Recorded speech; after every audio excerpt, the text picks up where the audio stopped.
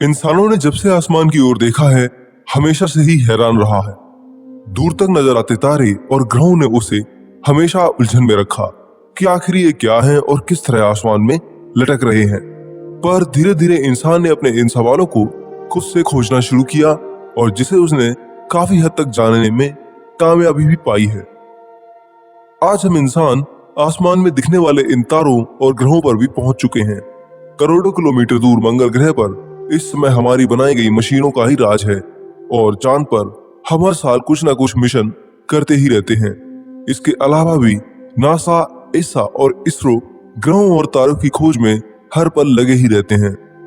पर इतना कुछ जान लेने और समझ पाने के बाद भी हमारे पास एक सबसे बड़ी दिक्कत है और वो है यहाँ पहुंचने की। स्पेस रॉकेट्स के अलावा हमारे पास ऐसी कोई खास तकनीक नहीं है जो हमें कम समय पर यहाँ पहुंचा सके। हमें अपने चांद पर पहुंचने में भी कई दिन लगते हैं और मार्स पर जाने में 7 महीने से ज्यादा का समय लगता है। ऐसे में अगर आप यह सोच रहे हैं कि हम आज की बनी तकनीक के माध्यम से इंसानों को किसी और ग्रह पर कुछ ही दिनों और कुछ ही महीनों में पहुंचा सकते हैं, तो आप इसे अभी कुछ देर के लिए भूल ही जाइए। वैज्ञानिकों की माने तो रॉकेट्स आज के समय की सबसे पुरानी तकनीक है, जो कि बहुत ही बेसिक जरिए से काम करती हैं। जितना ईंधन होगा और शक्तिशाली थ्रस्ट पैदा करेगा, उतनी ही तेज और दूर वो जाएगा। ईंधन खत्म होने के बाद वह फिर किसी काम का नहीं रहता है। ऐसे में स्पेस रॉकेट्स के जरिए पारंपरिक तरीके से स्पेस में यात्रा करना बहुत ही मुश्किल और नामुमकिन सा काम है। पर हम अभी मजबूर हैं क्योंकि दुर्भाग्य से हमारे पास इसके अलावा कोई तकनीक प्रैक्टिकली तौर पर मौजूद नहीं है। पर जैसा कि इंसान का खोजी स्वभाव और जिद होती है, उसकी वजह से ही वो हर वो काम कर पाता है जो पहले नामुमकिन सा लगता है। स्पेस में रफ्तार से ट्रैवल करने की समस्या का भी समाधान मौजूद है, पर अभी भले ही वो प्रैक्टिकल इस्तेमाल ना होता हो, पर थ्योरीज के जरिए हम देख सकते हैं कि किस तरह हम अपने आगे के स्पेस ट्रैवल को बहुत फास्ट बना सकते हैं और कुछ मायनों में हम इन थ्योरीज के दम पर लाइट की स्पीड से भी तेज जा सकते हैं। तो आइए शुरू करते हैं आज का अनोखा अंतरिक्ष का सफर, जिसमें हम वैज्ञानिकों की बनी थ्योरीज का इस्तेमाल करके यात्रा करेंगे और समझेंगे कि हम इस तरह कितनी तेजी से जा सकते हैं और ब्रह्मांड में कहां तक अपने जीवन काल तक पहुंच सकते हैं। यकीन मानिए, ये सफर बहुत मजेदार रहने वाला है, तो इसलिए वीडियो को पूरा जरूर देखिए। अगर कोई कहे कि आपको मैं एक पल में किसी भी ग्रह पर पहुंचा सकता हूं और एक ही पल में वापस भी ला सकता हूं, तो सुनने में कितना अजीब लगेगा। आप उस आदमी को कहोगे कि कैसी बात कर रहा है यार, ऐसा नहीं हो सकता है। पर दोस्तों, विज्ञान की माने तो ऐसा हो सकता है। वैज्ञानिक मिगेल एल्कुवेरी की माने तो ऐसा मुमकिन है और हम इससे लाइट की स्पीड से भी 10 गुना तेज जा सकते हैं। उन्होंने अपनी इस तकनीक को वार्प ड्राइव नाम दिया है, जिसकी बदौलत वो एक ऐसा स्पेसशिप बनाएंगे जो कि आपको कुछ ही सेकंडों में पूरे सोलर सिस्टम की सैर करा सकता है। पर एक मिनट, यहाँ तो वो कह रहे हैं कि उनका बना स्पेसशिप लाइट की स्पीड से भी 10 गुना तेज होगा, पर ये तो हम जानते हैं कि लाइट की स्पीड से ज्यादा तेज तो इस ब्रह्मांड में कुछ भी नहीं है। यहाँ तक कि आइंस्टीन ने भी अपनी जनरल थ्योरी ऑफ रिलेटिविटी में लाइट स्पीड को ही सबसे तेज माना है। तो भला ये स्पेसशिप उससे तेज कैसे चल पाएगा? ऐसा करने पर तो वो पूरे ब्रह्मांड की व्यवस्था को ही बदल देगा और लाइट स्पीड हासिल करने के लिए उसे इतनी एनर्जी की जरूरत होगी जो कि हम सोच भी नहीं सकते हैं। तो ऐसे में माइकल एल्कुवेरी की वार्प ड्राइव हमें कैसे इंटरस्टेलर यात्रा को लाइट स्पीड से तेज कराएगी? क्या ये पॉसिबल भी है या वो ऐसे ही कह रहे हैं? आइए जानते हैं। तो दोस्तों, ये पॉसिबल है, पर इसकी एक कंडीशन है। जैसा कि हम जानते हैं कि आइंस्टीन ने अपनी थ्योरी में हमें बताया है कि ये ब्रह्मांड या कहें तो यूनिवर्स एक स्पेस टाइम की कर्वेचर पर टिका हुआ है। मतलब कि जितने भी ग्रह और तारे हैं वो एक तरह से ऐसे टिके हुए हैं जैसे कुछ गेंदें किसी चद्दर पर टिकी रहती हैं। ये चद्दर ही स्पेस टाइम होता है।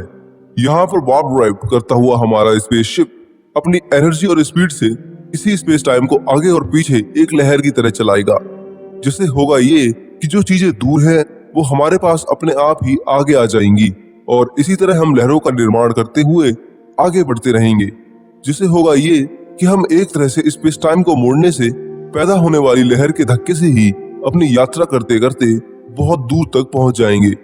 और सबसे कमाल की बात, ऐसा करते वक्त हम आइंस्टीन की जनरल थ्योरी ऑफ रिलेटिविटी का भी ख्याल रख पाएंगे, यानी कि हम बिना लाइट की स्पीड से एक्सेलरेट किए हुए भी स्पेस टाइम को बेंड करके उससे भी 10 गुना जल्दी में अपने टारगेट ग्रह और तारे पर पहुंच सकते हैं। पर जितना भी हमें यह तकनीक आसान लगती है कि बस हमें स्पेस में एक लहर बनानी है और आगे अपने आप बढ़ जाना है, तो ये तकनीक उतनी ही कठिन भी है।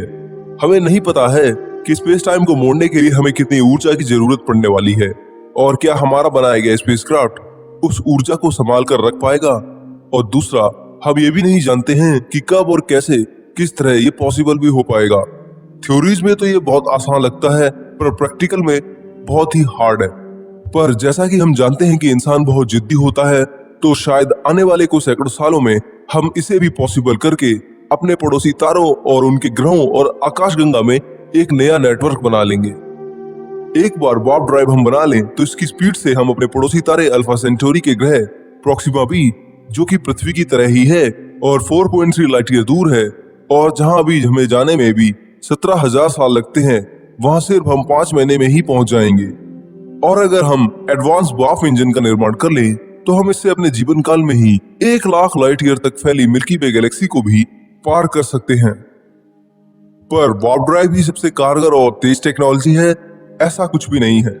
वैज्ञानिकों की एक थ्योरी ऐसी भी है जिसके मुताबिक हम अनंत ब्रह्मांड की सैर बहुत कम समय में कर सकते हैं और या तो पैरेलल यूनिवर्स में भी जा सकते हैं, तो कुछ वैज्ञानिक इस थ्योरी के माध्यम से टाइम ट्रेवल की भी बात करते हैं। हम यहाँ बात कर रहे हैं वार्म होल तकनीक की, जो कि स्पेस टाइम में एक सुरंग जैसा होल है जिसमें जो एक बार जाता है तो दूसरे होल से किसी और जगह पर ही निकलता है। इसे आप ऐसे समझिए कि स्पेस टाइम जो कि एक चद्दर की तरह है, अगर उस पर एक जगह बहुत अधिक दबाव बनाया जाए तो वह सिकुड़ कर उस जगह पर एक सुरंग बन जाएगा, जो कि एक होल की तरह होगा जिसका दूसरा एंड स्पेस टाइम के किसी दूसरे पॉइंट पर जाकर के खत्म होता हो। इसे आइंस्टीन और नेथन रोसन ने ही सबसे पहले जनरल थ्योरी ऑफ रिलेटिविटी के माध्यम से बताया था। उनका मानना था कि स्पेस टाइम के बीच में एक पुल जरूर होता होगा जो कि एक जगह से दूसरी जगह जाने में मदद करता हो। उन्होंने इसे आइंस्टीन रोसन ब्रिज का नाम दिया। ये एक शॉर्टकट की तरह है जो कि आपको स्पेस टाइम में एक जगह से दूसरी जगह उतनी तेजी से पहुंचा देगा जितनी तेजी से आप लाइट की स्पीड से भी नहीं पहुंच सकते हो।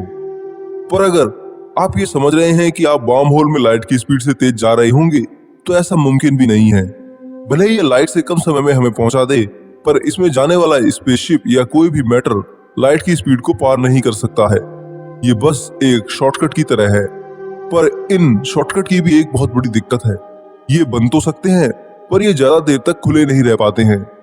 थ्योरीज में वैज्ञानिकों ने देखा है कि वार्म होल जैसे ही बनते हैं वैसे ही अपने आप कोलैप्स होकर के खत्म हो जाते हैं। इस बीच में हम किसी को भी इसके अंदर भेज नहीं सकते हैं।